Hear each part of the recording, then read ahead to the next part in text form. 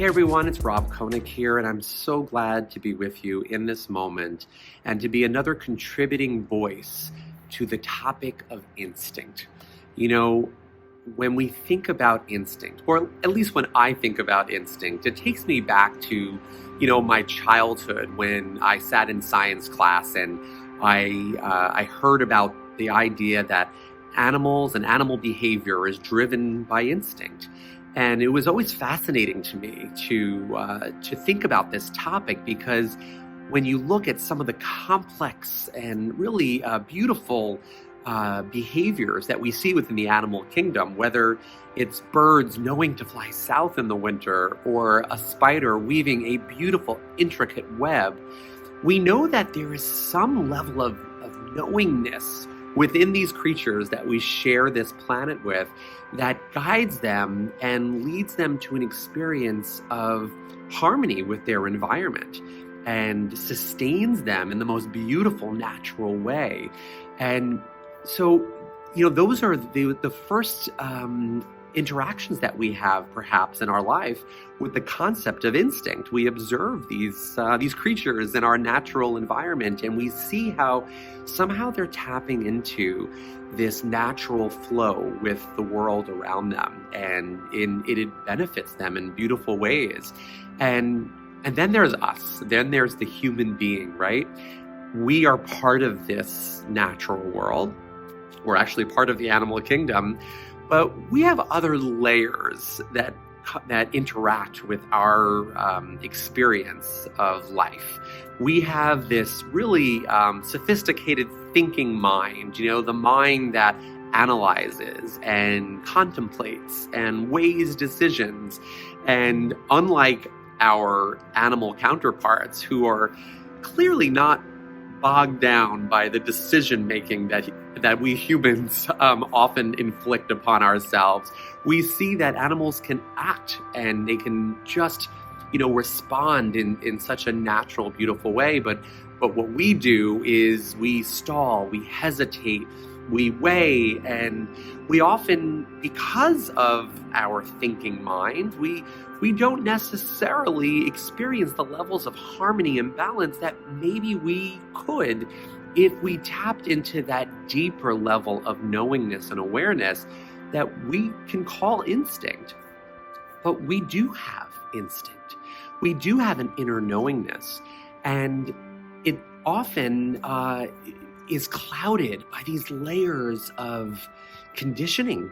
Many of the thoughts that we are struggling with, the thoughts that kind of weigh us down, are really not thoughts that belong to us. A lot of them have to do with what we've been taught and what we've been conditioned to believe about our environment or about ourselves.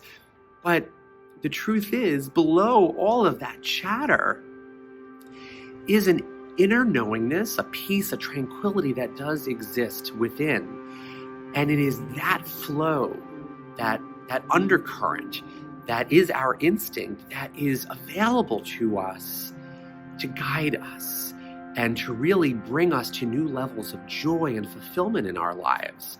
And, I think about this concept in terms of my own personal experience, and it actually brings me right to Reconnective healing, because I still remember going through my training program when I first discovered Reconnective healing, and I still remember the moment towards the end of my training where I was sitting and listening to this information, and a knowingness just arose within me, an unmistakable level of certainty where I recognized that I was going to bring this into my life in a very significant way.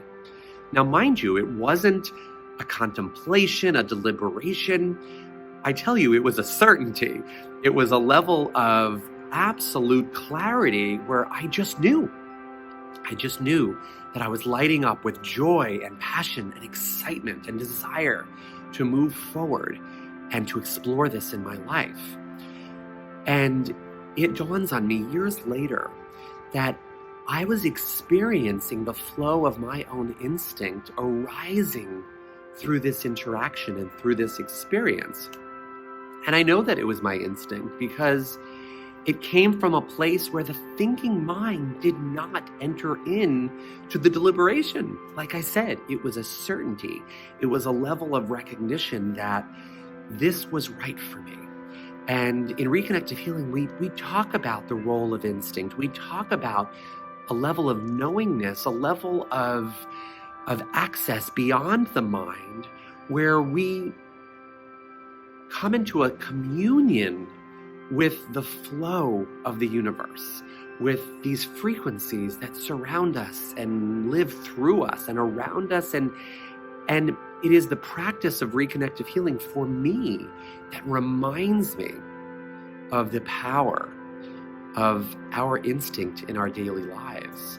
And I can think of so many other examples, and I'm sure you can too in your life, where there was a level of clarity that emerged from time to time that almost defied your thoughts and your logic and your reason, where you kind of had this strong impulse to act upon something that maybe didn't seem on the surface to make sense. And it was a certainty that drove you forward. And, I think about the holistic center that I co-created with my partners just a few years ago. I'm standing right outside of it right now. That also was an evolution in my life that showed up with clarity and certainty. I knew that I wanted to create a physical space that created an opportunity for those around me to find more balance, more tranquility, more harmony in their life. And what's so amazing about tapping into that instinctual drive, and this goes for the creation of my center and also my journey in reconnective healing, there is an effortless flow to what takes place when you allow yourself to follow your instinct. Creating a holistic center, as I did a few years ago, on a cerebral level, should have been a very complicated, complex, arduous task and process, but it wasn't. It was surprisingly simple. My journey and decision to bring reconnective healing into my life and to become a practitioner and then an instructor, those decisions came very effortlessly to me. And it seemed like it happened so quickly, and in a lot of ways it did. But it wasn't an efforting that got me there. It was an allowing. It was stepping into a state of receptivity where I allowed the joy that was arising within me to really guide me, and allowed myself just to flow with it. Just like catching a wave that carries you forward, and you don't have to struggle and effort to move with that wave. You just allow it to take you. And I believe those are indications that we are tapping into our instinct. When we are carried forward in life, whether it's an activity that we want to engage in or a decision that we made effortlessly, I think what we're doing is actually learning from our instincts, and we're learning that we have access to it. And so for me, it's an important lesson that I have taken from my discovery of reconnective healing and all the other discoveries that I've made when I step into that level of allowing. And, it's funny. I know that I think I'm the third or fourth contributor to this series on instinct. And you notice that we've all chosen to film outdoors. And I think that's really, it's not a coincidence. And it's certainly a reflection on our awareness that when we tap into the natural environment, and that includes our natural state of wholeness, things start to flow. And it makes sense that this instinctual consciousness that is shared, it's a shared experience. All sentient beings have an instinctual flow and drive within us.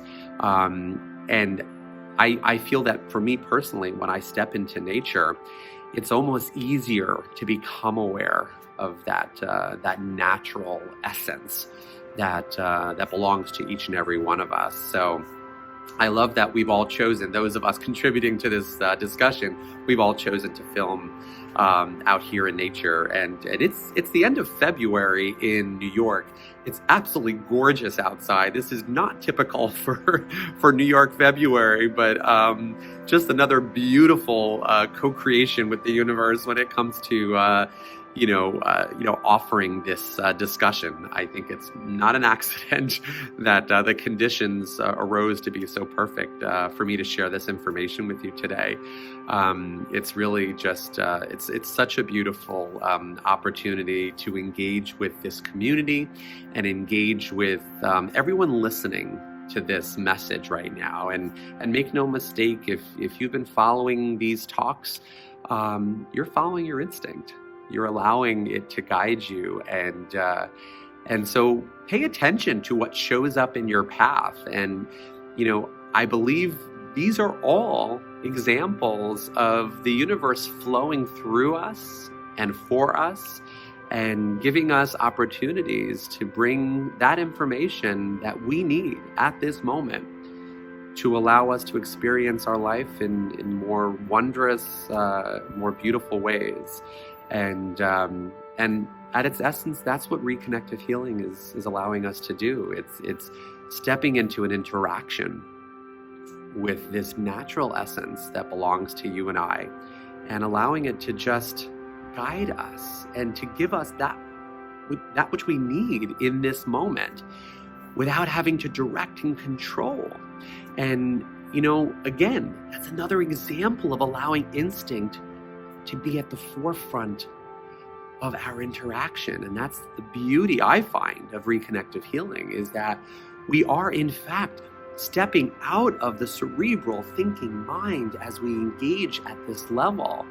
And it allows for this flow to be unrestricted and to be completely liberating to all participants. And in the end, we're getting what we need. We're receiving what is necessary, and we're flowing with the instinct of our lives. Thanks for listening, and enjoy the path ahead.